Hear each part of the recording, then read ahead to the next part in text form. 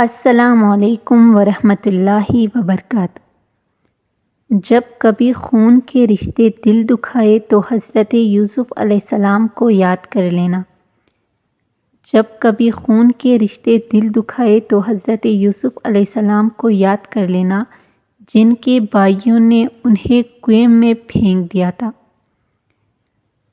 کبھی لگے کہ تمہارے والدین تمہارا ساتھ نہیں دے رہے تو ایک بار حضرت ابراہیم علیہ السلام کو ضرور یاد کر لینا، جن کے بابا نے ان کا ساتھ نہیں دیا بلکہ ان کو آگ میں پھینکوانے والوں کا ساتھ دیا۔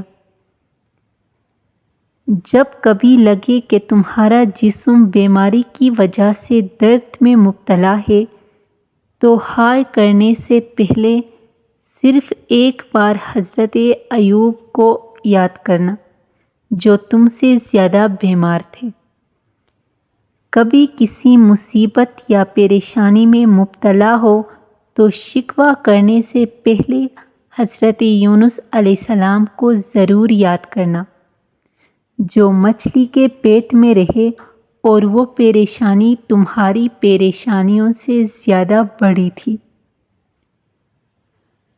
اگر کبھی جھوٹا الزام لگ جائے یا بہتان لگ جائے نا، تو ایک بار اماں عائشہ کو ضرور یاد کرنا۔ اگر کبھی لگے کہ اکیلے رہ گئے ہو تو ایک بار اپنے بابا آدم کو یاد کرنا، جن کو اللہ نے اکیلا پیدا کیا تھا اور پھر ان کو ساتھی عطا کیا، تو تم نا امید نہ ہونا، تمہارا بھی کوئی ساتھی ضرور بنے گا۔ اگر کبھی اللہ کے کسی حکم کی سمجھ نہ آ رہی ہو تو اس وقت نوح کو یاد کرنا، جنہوں نے بغیر کوئی سوال کیے کشتی بنائی، پر اللہ کے حکم کو مانا تو تم بھی ماننا۔ اور اگر کبھی تمہارے اپنے ہی رشتہ دار اور دوست تمہارا تمسخر اڑائے تو نبیوں کے سردار حضرت محمد صلی اللہ علیہ وآلہ وسلم کو یاد کر لینا۔ آج مسلمان دنیا میں مار اس وجہ سے کھا رہے ہیں کہ دین کی محنت نہ ہونے کی وجہ سے ہم مسلمانوں کے عزت، ذلت، کامیابی، ناکامی کے معیار بدل گئے۔ جن چیزوں میں کامیابی تھی ان کو ناکامی سمجھ لیا، اور جن چیزوں میں ناکامی تھی ان کو کامیابی سمجھ لیا۔